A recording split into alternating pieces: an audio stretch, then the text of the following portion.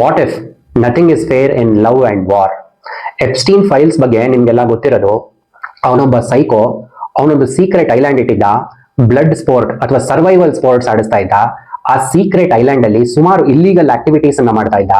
High worthy individuals ಹಾಗೂ bureaucrats ನ ಅಲ್ಲಿಗೆ ಕರೆದು ಅವರನ್ನ ಒಂದು ಇಲ್ಲಿಗಲ್ ಆಕ್ಟಿವಿಟೀಸ್ ಅಲ್ಲಿ ಸಿಕ್ಕಾಕ್ಸಿ ಅವರನ್ನ ಟ್ರ್ಯಾಪ್ ಮಾಡಿ ಇಡ್ತಾ ಇದ್ದ ಅಂತ. ಎಲ್ಲ ಸರಿ ಗುರು, ಮುಂದೆ ನಡೆದಿರೋ ಒಂದು ವಿಷಯ ನಿಮಗೆ ಗೊತ್ತಿಲ್ಲ. ಈ ಟೈಮ್ ಲೈನ್ಸ್ ಅನ್ನ ಫಾಲೋ ಮಾಡಿ, ನಿಮಗೆ ಗೊತ್ತಾಗುತ್ತೆ. ಫೆಬ್ರವರಿ 19th ಬ್ರಿಟಿಷ್ ಪ್ರಿನ್ಸ್ ಆದ ಪ್ರಿನ್ಸ್ ಆಂಡ್ರೂ ಈ ಎಪ್ಸ್ಟೀನ್ ಫೈಲ್ಸ್ ಕನೆಕ್ಷನ್ಸ್ ಇಂದ ಅರೆಸ್ಟ್ ಆಗ್ತಾನೆ.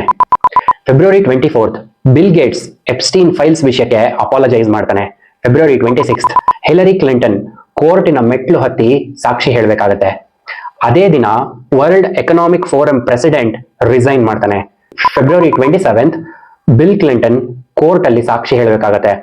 Same day, that is February 27th Pakistan Afghanistan ಮೇಲೆ ವಾರ್ ನ ಡಿಕ್ಲೇರ್ ಮಾಡುತ್ತೆ.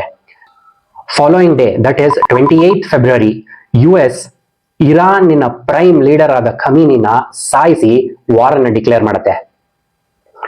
ಸೊ ಇದೆರಡೂ ವಾರ್ ಶುರುವಾಗಿದ್ದು ಎಪ್ಸ್ಟೀನ್ ಫೈಲ್ಸ್ ಇನ ಸಸ್ಪೆಕ್ಟ್ಸ್ ನ ಸೇಫ್ ಮಾಡಕ. ಇವತ್ತು ನೀವು ನೋಡ್ತಾ ಇರ್ಬೋದು, headlines is all about war, economic crisis ಅಥವಾ ಶೇರ್ ಮಾರ್ಕೆಟ್ ಕೊಲ್ಯಾಪ್ಸ್ ಬಗ್ಗೆ ಇದೆ. ಯಾವೊಬ್ಬ ಕೂಡ ಎಪ್ಸ್ಟೀನ್ ಫೈಲ್ಸ್ ಬಗ್ಗೆ ಮಾತಾಡ್ತಾ ಇಲ್ಲ.